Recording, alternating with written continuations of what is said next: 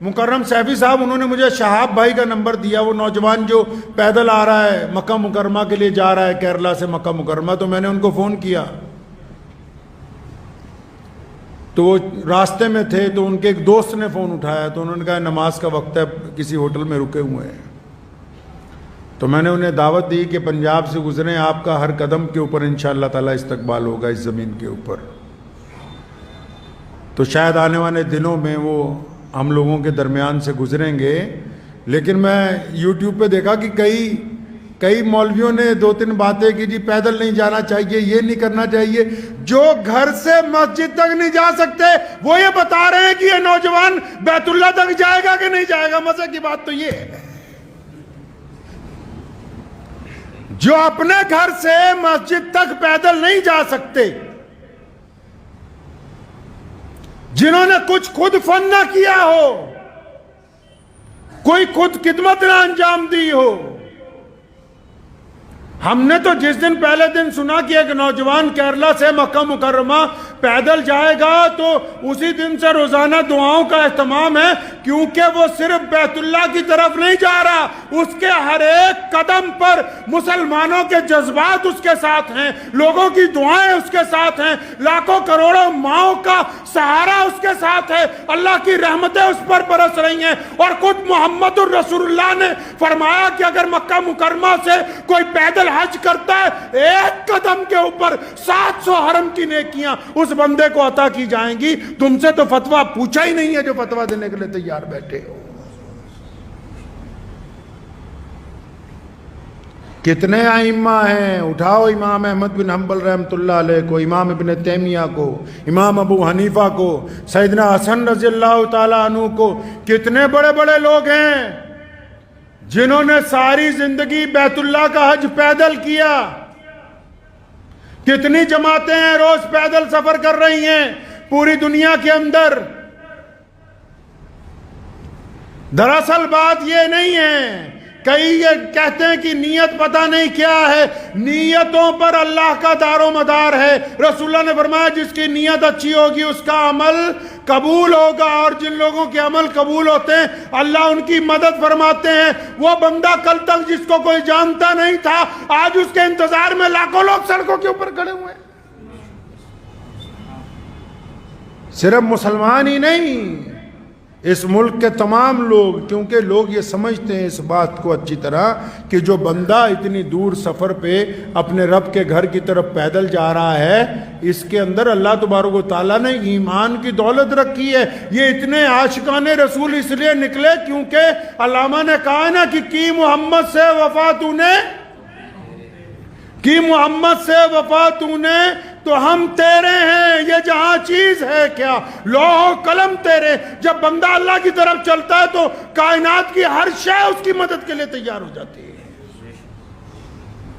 مبارکباد دینے کی بجائے ایک دو لوگوں نے، ایک صاحب کی میں مختصر سی بات سن رہا تھا تو وہ فرما رہے تھے کہ میں یہ فتویٰ دے رہا ہوں، میں یہ کر رہا ہوں، میں وہ کر رہا ہوں، تو مجھے بڑی حیرانی ہوئی۔ میں کہا اگر یہ واقعی بہت اچھا فتویٰ دینے والے ہیں، اگر ان میں واقعی اسلام کا درد ہے اور یہ اس بات کو سمجھتے ہیں کہ کون سا عمل اسلام میں نیا ہے کون سا پرانا ہے، اگر ان کے واقعی سینے کے اندر ایک دھڑکتا ہوا دل ہے، اگر واقعی ان کے اندر جذبات ہیں، اگر واقعی یہ کوئی زندہ دل مولوی ہے، اگر واقعی اس مفتی کے قلم میں بصیرت ہے، اس میں طاقت ہے، تو جب کسی کا گھر گرایا جاتا ہے اس وقت اس کا فتویٰ کیوں نہیں چلتا؟ جب کسی کو ناجائز قید میں ڈال دیا جاتا ہے اس وقت اس کی زبان کیوں نہیں کھلتی؟ یہ صرف مسلمانوں کو پریشان کرنے کے لیے، مسلمانوں کو تکلیف پہنچانے کے لیے ان کا قلم چلتا ہے۔ ہاں اگر ان کا قلم اس وقت چلا ہوتا تو آج اس قلم کے آگے ہم سر خمے تسلیم کر دیتے، لیکن پتہ یہ لگا کہ ان کو حسد کی بیماری لگ گئی، حسد کی بیماری لگ گئی۔ حسد کا کوئی علاج نہیں ہے دنیا میں۔ جو خود کچھ نہیں کر سکتے، یاد رکھیے گا زندگی میں آپ سب لوگ، ہر نوجوان اس بات کو یاد رکھے، ہر بیٹی، ہر بڑا، ہر چھوٹا اس بات کو یاد رکھے، کیونکہ کئی لوگ ہر جگہ کچھ نہ کچھ لوگ ہوتے ہیں جو کسی نہ کسی کو پریشان کرتے ہیں، چاہے تعلیم میں، چاہے گھر میں، چاہے کاروبار میں، کوئی نہ کوئی لوگوں کا عادت ہوتی سارا دن فون کر کے، اچھا فلاں بندہ تیرے بارے میں یہ بات کہہ رہا تھا، فلاں بندہ تیرے بارے میں یہ بات کہہ رہا تھا۔ یاد رکھو، دل کی تختی پر لکھ کے لے جاؤ، جو خود کچھ نہیں کر سکتے وہ صرف تنقید کرتے ہیں، اور جو تنقید کرتے ہیں وہ اس بات کو مانتے ہیں کہ آپ ان سے آگے بڑھ گئے، یہ اس بات کو تسلیم کرتے ہیں۔ اس لیے شہاب بھائی کو کہنا چاہتا ہوں کہ اگر کوئی ایک دو لوگ تنقید بھی کر رہے ہیں تو انہوں نے مان لیا کہ تم ان سے افضل ہو۔ تنقید کرنے والے نے اس بات کو تسلیم کر لیا۔ ہر سال 1-2 حاجی پیدل پہنچتے ہیں، آپ کو پتا ہے، لیکن یہ سرکاری مولوی تب نہیں بولے۔ اس سال جب انگلینڈ سے پیدل حج کرنے والا چلتا ہوا 6,500 کلومیٹر کے بعد مکہ پہنچا، وہاں کے حکمرانوں نے اس کا استقبال کیا، تب یہاں کا کوئی مولوی نہیں بولا۔ کیوں؟ کیونکہ وہاں سے چندہ لینے جانا ہے۔ پچھلے سال رشیا سے، کوہ قفقاز سے ہمارا ایک بہادر بھائی 13,500 کلومیٹر کا سفر کر کے بیت اللہ کے حج کے لیے پیدل گیا۔ یہ پہلی بار نہیں ایسا ہو رہا ہے۔ ابھی پوری دنیا کے سارے ملکوں میں سے ایک نوجوان اکیلا موٹر سائیکل کی سواری کر کے اس حج کے اندر شامل ہوا ہے۔